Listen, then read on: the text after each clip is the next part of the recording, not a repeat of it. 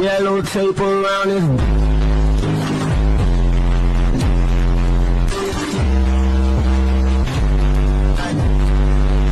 That's how I've come to view a lot of these videos that come across my timeline and feed.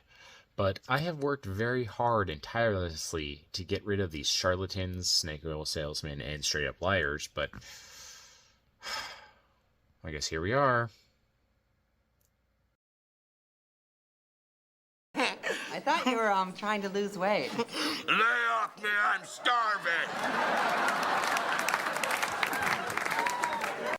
Here's some of the research in favor of intermittent fasting. According to a scientific review conducted by Dr. Joo-Hee Lee et al., who helped author PubMed's textbook Physiology, Volume 35, Issue 3, it states, numerous studies have reported the positive effects of intermittent fasting in body weight and fat mass reduction, improved glucose homeostasis, and reduced obesity and diabetes-associated morbidities in rodent models. Now, while this may hold some truth on the physiological and molecular level, can these build up to results that are tangible and more effective than something, let's say, like a caloric restrictive diet? Here's a clip of Dr. Layne Norton, who has a bachelor's degree in biochemistry and a PhD in nutritional science, explaining that it is more important what you eat and how much you eat than when you eat those meals. Most of the biomarkers of health were pretty similar.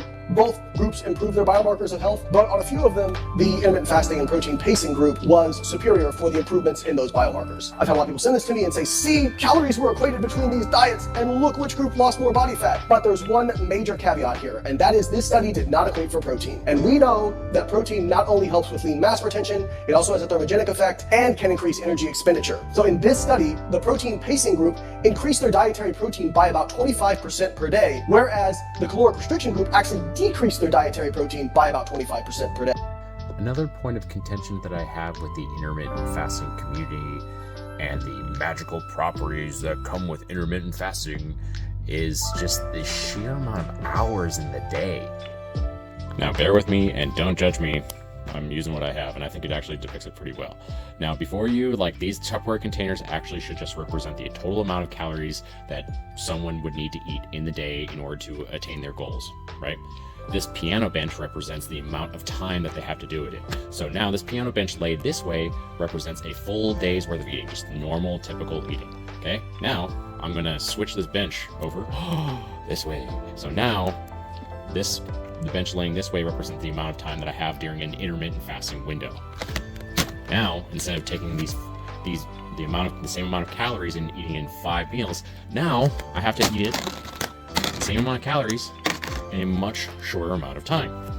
And to those people who might approach me and say, well, I could just go to any fast food restaurant and order 2 meals and eat that within 20 minutes and I'd be 3,000 calories deep.